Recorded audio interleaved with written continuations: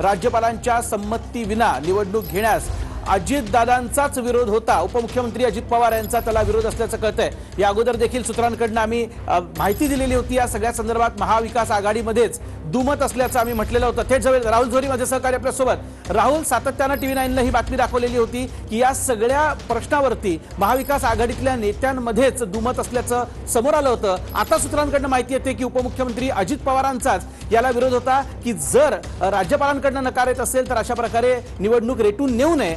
काय अधिकची माहिती?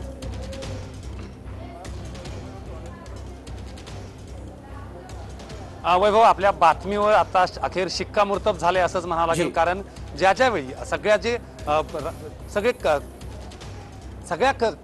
बाजूच्या पडताळल्या गेल्या होत्या त्यानंतर कायदेशीर पूर्णपणे निर्णय घेतल्यानंतर अजित पवार यांनी परवानगीशिवाय ही निवडणूक घेऊ नये आणि जर तसं झालं तर कदाचित त्याचे एक्स्ट्रीम जी रिॲक्शन आहे ती देखील राज्यपालांकडून येऊ शकते अशी भीती देखील वर्तवण्यात आली होती। त्यामुळे महाविकास आघाडीमध्ये निवडणूक घ्यायची की नाही घ्यायची यामध्ये उघडपणे मतभेद होते। आता ते बाहेर यायला देखील सुरुवात झाली आहे। एकंदरीत बघितलं तर आशुतोष कुंभकर्णी जे की ॲडिशनल ॲडव्होकेट जनरल आहेत आणि त्यांनी सगळं सांगितलं होतं की कशा पद्धतीनं या सगळ्यामध्ये अडचण होऊ शकते जर तुम्ही राज्यपालांची परवानगी घेतली नाही तर कायदेशीर असतील किंवा संविधानिक पेच जे आहेत ते आपल्या पुढे येऊ शकतात आणि त्यामुळे ही निवडणूक घेऊ नये असा सगळ्यांनी हा सल्ला आहे तो उपमुख्यमंत्री अजित पवार असतील, स्वतः मुख्यमंत्री उद्धव ठाकरे यांना देखील याबद्दलची माहिती फोनवरून देण्यात आली होती। इतकंच नाही तर काँग्रेसच्या देखील इतर सर्व नेत्यांना ही माहिती देण्यात आली होती। त्यामुळे निवडणूक घेण्यावर जरी काँग्रेस ठाम असलं तरी कुठेतरी शिवसेना आणि खास करून स्वतः अजित पवार याला सहमत नव्हते। जर असं झालं तर त्याचे एक वेगळे परिणाम कदाचित सरकारला किंवा कायदेशीर बाबी असतील काढण्याच्या अडचणी यामध्ये होऊ शकतात असं देखील त्यांनी सांगितलं होतं। त्यामुळे आता निवडणूक होणार नाही असं यावर शिक्कामोर्तब होते। सगळ्यात महत्त्वाचं म्हणजे महाविकास आघाडीतील अंतर्गत जो विरोध किंवा समर्थन यामुळे आता याचा पुढचा जो प्रयत्न असेल अर्थातच निवडणूक जवळपास होणार नाही यावर निश्चिती होते। वैभव, नक्कीच राहुल, मात्र या सगळ्यात आपण बघितलं महाविकास आघाडी बनली त्याच्यानंतर खातेवाटप ज्या प्रकारे झालं त्यात आपण बघितलं आता विधानसभेचं अध्यक्षपद हे काँग्रेसकडे आलेलं होतं। मात्र असं असताना जर उपमुख्यमंत्री अजित पवारांचा जर अशा प्रकारे पुढे जाण्यास जर विरोध असेल तर एक वेगळा संघर्ष मग महाविकास आघाडीच्या आतमध्येच अंतर्गत बघायला मिळेल। मग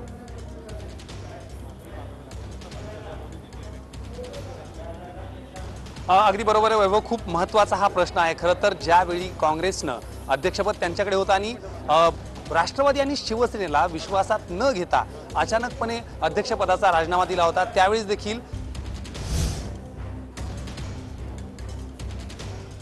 अगदी बरोबर आहे वैभव, खरं तर एक्स्ट्रीम ॲक्शनवर एक्स्ट्रीम रिॲक्शन अशी आली असती असं देखील आहे। एकंदरीत बघितलं तर स्वतः अजित पवार यांनी यामध्ये सांगितलं होतं की परवानगी आहे, जर त्याची कायदेशीर बाबी सगळ्या पडताळल्या गेल्या तरच या निवडणुकीचा आग्रह धरा। जर असं केलं नाही, आपण जसं सांगितलं की आशुतोष कुंभकर्णी जे ॲडव्होकेट जनरल आपले जे आहेत त्यांनी देखील सांगितलं होतं जर परवानगीशिवाय तुम्ही अट्टहास कराल, निवडणुका घ्याल तर मात्र तुमची अडचण होऊ शकते कायदेशीर आणि संविधानिक बाबीवर। इतकंच नाही, मुख्यमंत्र्यांना देखील याबाबत सूचना करण्यात आली होती आणि या संदर्भात मुख्यमंत्र्यांशी देखील बोलणं झालं होतं। मात्र जसं की याआधीच आपण बोलत होतो की 9 महिन्यांपूर्वी ज्यावेळेस काँग्रेसनं अध्यक्षपद सोडलं होतं त्यावेळी राष्ट्रवादी आणि काँग्रेसला विचारात घेण्यात आलं नाही आणि याचा कुठेतरी फटका जो आहे तो संपूर्ण महाविकास आघाडीला देखील बसला होता। त्यावेळी देखील स्वतः शरद पवार यांनी जाहीर नाराजी व्यक्त केली होती। पण एकंदरीत बघितलं तर या सगळ्या संदर्भात अजित पवार यांनी देखील सांगितलं होतं की ज्यावेळी अध्यक्षपद सोडायची वेळ आली होती त्यावेळेस महाविकास आघाडीतले तिन्ही घटक पक्ष शिवसेना, काँग्रेस आणि राष्ट्रवादी यांनी मिळून हा निर्णय घेणं अपेक्षित होतं। मात्र नाना पटोले जे की अध्यक्ष होते त्यांनी अचानकपणे सोडलं।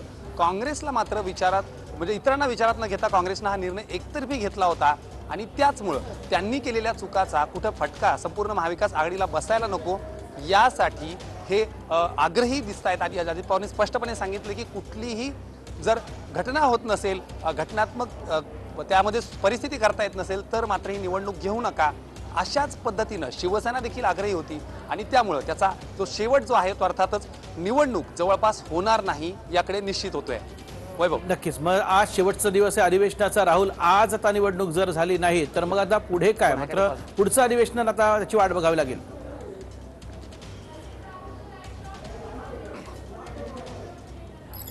वैभव, यामध्ये दोन शक्यता आहेत. कदाचित अधिवेशन 1 दिवसासाठी वाढवलं जाऊ शकतं का, हा एक त्याच्यामध्ये पर्याय उपलब्ध आहे. मात्र अद्याप पावेतो अशी कुठली हालचाल होताना दिसत नाहीये.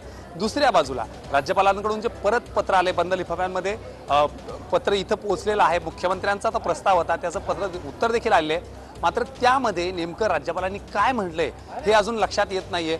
दुसऱ्या बाजूला लक्षात घेतलं तर येत्या अधिवेशनात, म्हणजेच येत्या अधिवेशन फेब्रुवारीमध्ये होते, त्या अधिवेशनात अध्यक्षपदाची निवडणूक होईल का, मात्र त्यासाठी संपूर्ण प्रक्रिया जी आहे ती अगोदर पार पाडली जाईल आणि त्यानंतरच कदाचित यावर निर्णय होईल.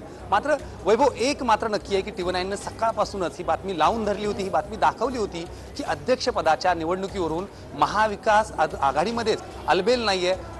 आणि याचबरोबर स्वतः काँग्रेसचे देखील काही मंत्री असतील किंवा काही नेते असतील, हे देखील फारसं आग्रही नव्हते. कारण ज्या पद्धतीनं हे सगळं गोंधळ झाला होता, त्यानंतर अध्यक्षपद नेमकं द्यायचं कुणाला इथपासून ते चर्चेत आलेली नावं. आणि दुसऱ्या बाजूला 9 महिन्यांपूर्वी काँग्रेसनं ज्यावेळी अध्यक्षपद सोडलं, त्यावेळेस राष्ट्रवादी, खास करून अजित पवार, शरद पवारांची ओढवून घेतलेली नाराजी असेल आणि शिवसेना देखील, ज्यामुळं काही गरज नसताना अध्यक्षपद सोडावं लागलं, शिवसेना देखील काहीशी नाराज.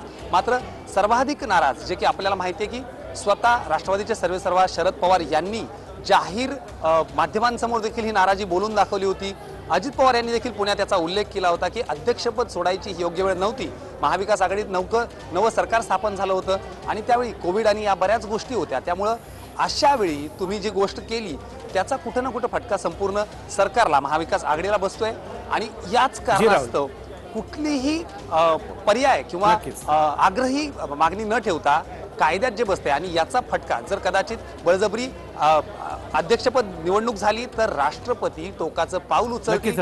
कदाचित हीच परिस्थिती. राहुल तुर्तास धन्यवाद या सविस्तर माहितीसाठी. तर आपण बघतोय घटनात्मक पेच निर्माण होईल असं नेत्यांचं मत होतं. याच कारणास्तव निवडणूक न घेण्याचा निर्णय घेण्यात आला असं सूत्रांकडून कळतंय. राज्यपालांच्या परवानगी विना निवडणुका न घेण्याचा कायदेशीर सल्ला घेण्यात आला.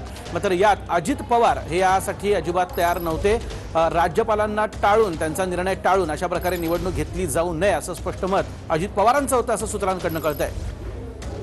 TV9 मराठीला विश्वसनीय सूत्रांची माहिती. सकाळपासून ही बातमी आम्ही लावून धरलेली होती. सातत्याने आम्ही सांगितलं होतं की या सगळ्यामध्ये महाविकास आघाडीमध्येच एकमत नसल्याचं TV9 वारंवार सांगितलं होतं आणि तेच आपण बघतो आता समोर येत आहे.